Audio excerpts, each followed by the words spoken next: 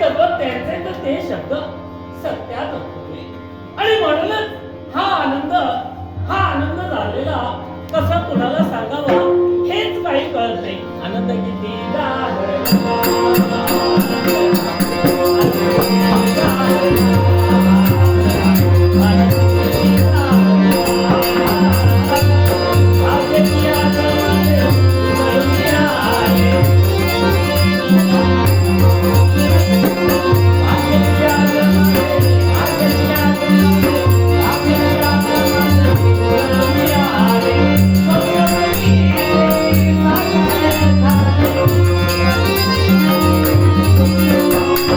Oh,